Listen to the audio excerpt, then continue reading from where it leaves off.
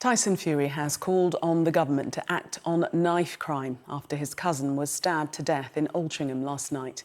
In an Instagram post paying tribute to Rico Burton, the heavyweight boxing champion said tougher sentencing is needed. At least 11 stabbings have been reported across England this week alone. The Ben Kinsella Trust, an educational charity set up following the murder of Ben Kinsella in 2008, says there's been a 10% increase in knife crime in England and Wales in the 12 months to March 2022. The Trust also reported a 46% increase in knife crime in England and Wales compared to March 2012. Well, joining me now is Dr. Mark Prince OBE, who set up a foundation in the name of his son, Kyian, who was stabbed to death when he was 15. Welcome to you. Thanks very much for speaking to us this evening, I should say. I mean, it's 16 years since Kyian was killed. Seems like a long time, but I'm sure it's no time to you at all. Do you think anything has changed in that time? I don't even think it's about what I think. It's about what's evident. It's evident that nothing has changed. It's evident that the situation's gone worse.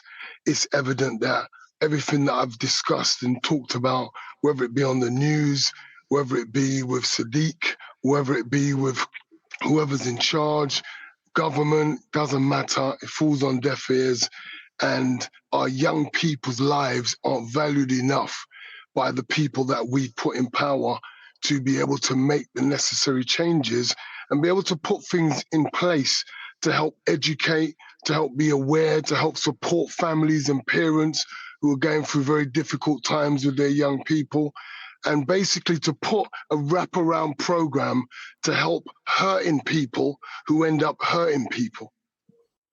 Why is it still happening? Because no one wants to do anything. They're ignoring it. Leadership. It's all about leadership. So if you go into the communities, who's in leadership? Families, parents, the ones in charge. So we need to take stock of how much our young people are listening and being respectful in the home, because it starts from in the home. Leadership is with our country. They need to ensure that things are in place to make sure that there are consequences for carrying a knife. And the work that I'm doing, I find out so many times that young people find that there's no consequences for carrying a knife. They're back out on the streets again. So why would there be any change if there's no change from the top coming right down? And from the down coming right up. Sorry, just to interrupt. There are consequences for carrying a knife, to be found to be carrying a knife. Are you saying that there should be tougher sentences? No, the sentences that are there need to be applied. I'm saying to you that they're not being applied. I'm saying to you that young people are getting a slap on the wrist and being sent back out.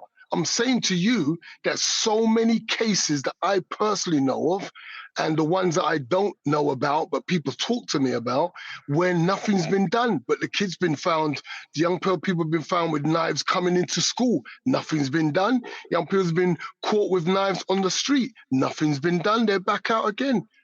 They may be put on an order. They may be put on the youth offending team, whatever it is, but there's no consequences. So they're carrying knives still, even when they're doing their youth offending team or their community service. What impact do you think it will have, Tyson Fury speaking out? It will have a big impact because he's got a big platform.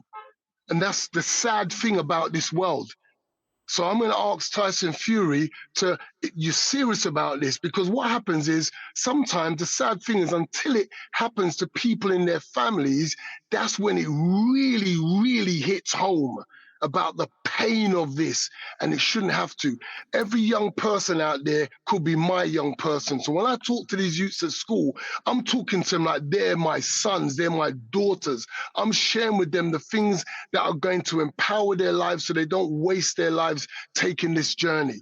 That's what I do. That's what I've given my life for. So I'm asking Tyson Fury, let's do this. We've got the same background. We come from boxing. We're both champions. Let's do this. Make a a big impact, make some changes, and really speak to the young people out there on a next level, because you've got that pulling power as well, and we know how to use that, bro. So let's do this, because the government ain't listen. I've been doing this for 16 years, and I've had to put on some big events now so we could try and get a premises, try and get resources so we could demonstrate to the government and national models needed, and we're going to pilot this if you guys ain't going to do it.